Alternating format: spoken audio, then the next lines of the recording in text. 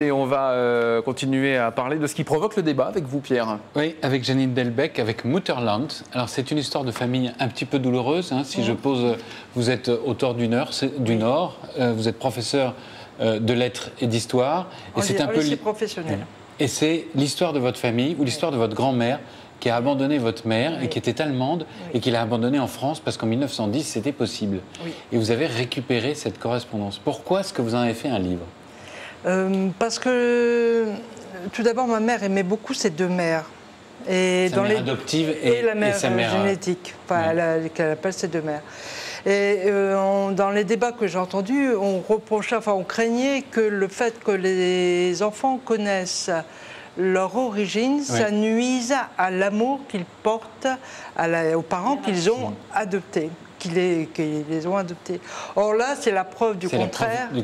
Parce que ma mère a autant aimé sa mère française, parce que je les appelle comme ça, qu'il a élevée, qui est enterrée avec elle d'ailleurs, et sa mère allemande qui est restée à Pforzheim. Enfin, j'imagine que chaque cas est une particularité, ceci dit, on ne peut pas. Oui, non, on ne peut pas, parce que la particularité de cette histoire, c'est que sa mère, la mère qui l'a adoptée, lui a donné le bâton de maréchal en disant « après-mi, t'iras cacher après de mère ». Avec l'accent. Il y a une spécificité qui va très bien avec votre travail d'historienne, c'est que votre grand-mère est allemande, qu'elle est fille-mère, que ça ne peut pas se faire dans sa société, dans sa petite ville. Donc elle va accoucher et donner son enfant en France à l'assistance publique. Et tout ça se passe en 1910. Ce qui fait que votre mère, elle grandit avec 14, elle grandit avec 40, elle est abandonnée et elle est d'origine allemande. Oui. Donc c'est lourd à porter, non ? C'est très lourd, c'était très lourd. Et que dans votre livre, il y a derrière les correspondances, il y a l'histoire de ces deux pays. Oui.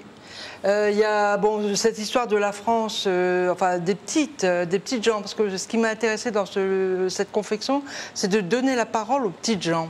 Aussi bien les grands-parents, enfin ma grand-mère, parce que l'autre était mort, la grand-mère française était d'origine humble.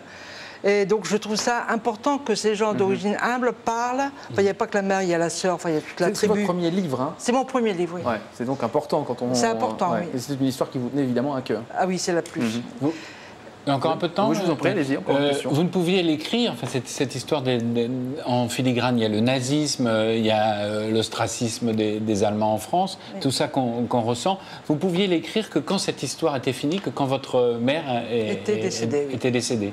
Oui. Il fallait pour vous régler cette affaire de famille ? Parce que bêtement, elle m'en avait parlé, mais bêtement pour moi, en parler, c'était considéré qu'elle pouvait mourir.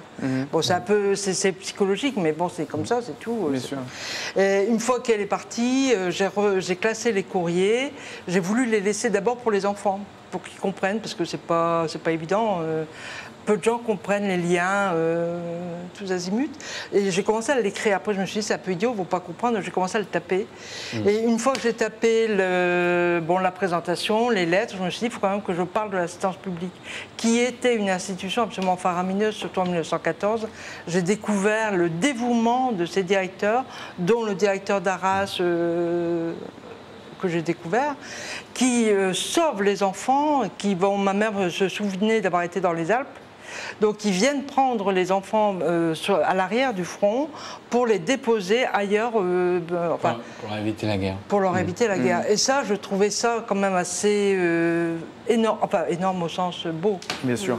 On rappelle le titre de ce livre. C'est Mutterland, vous allez d'ailleurs aussi le présenter en Allemagne. Oui. Et c'est aux éditions Edilivre. Oui. Merci beaucoup et bonne chance pour la suite. Merci Janine et merci à vous aussi d'être